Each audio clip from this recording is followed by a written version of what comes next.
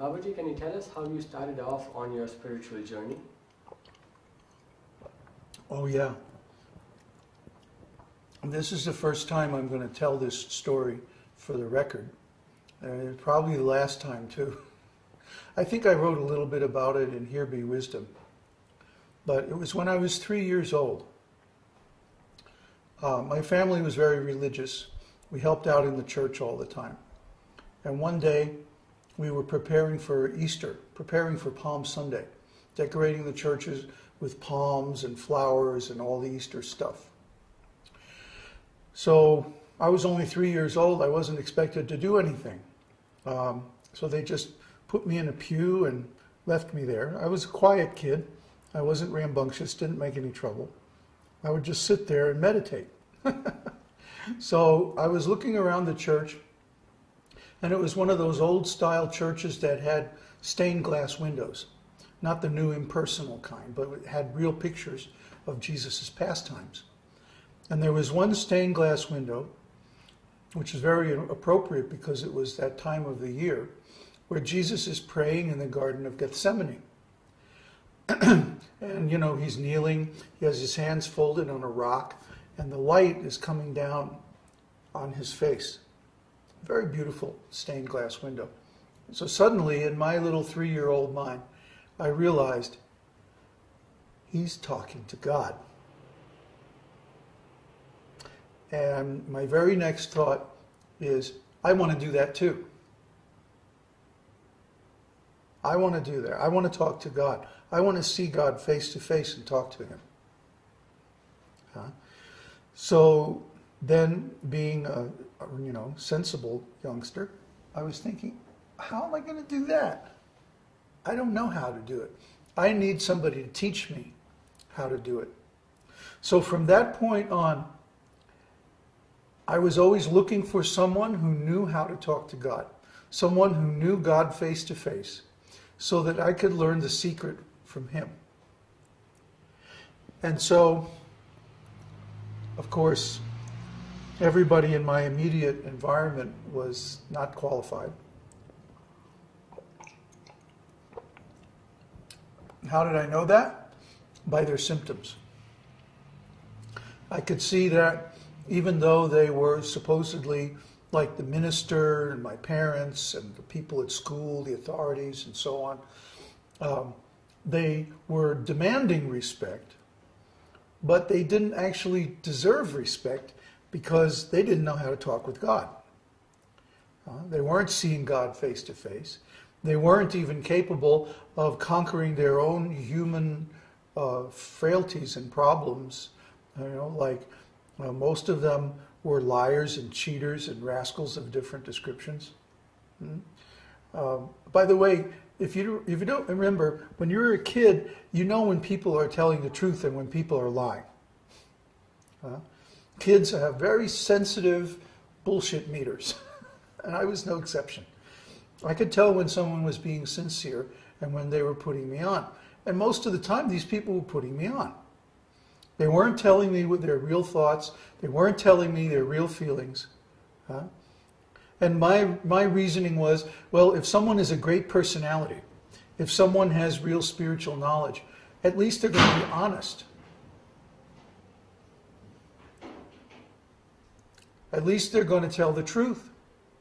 They're not going to be afraid to say what they feel. They're not going to be hiding. That's the main thing. Dishonesty involves two things: presenting a false front and hiding something real. See? So I could see that people around me were doing that. And I could also see that they were very, very afraid. And because they were afraid, they were attached. And because they were attached, they compromised themselves in so many ways. So can these people show me how to meet God and how to speak to God? No. No. So time went on, and over time I noticed that I had to cultivate a false personality, a false ego. just to get along in the world, because nobody understood that I was trying to find someone who could teach me how to talk with God. Nobody could understand that. I tried a couple of times to talk about it, and people were just like, it was impossible. So I had to go along with school, I had to go along in the world and like that, and somehow or other I got by creating a kind of a false personality, a false front. But I was always aware of the truth. I never forgot. And many years later, I studied music.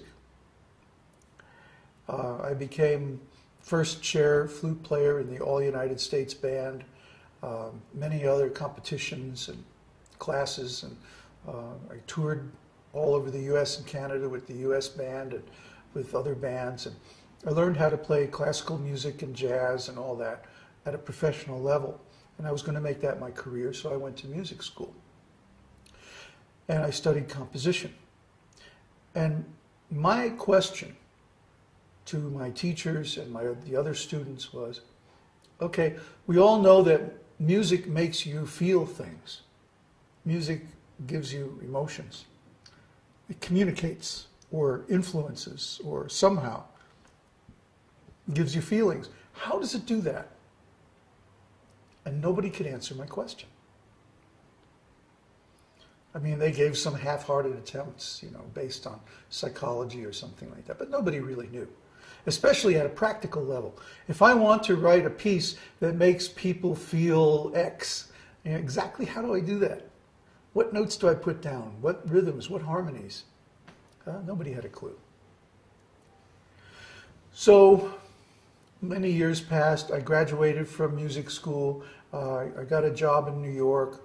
I was writing music for a big ad agency, and I used to go here and there on recording sessions and stuff like that. And one day I was walking down the street in the village past Tompkins Square Park, and there were a bunch of devotees there.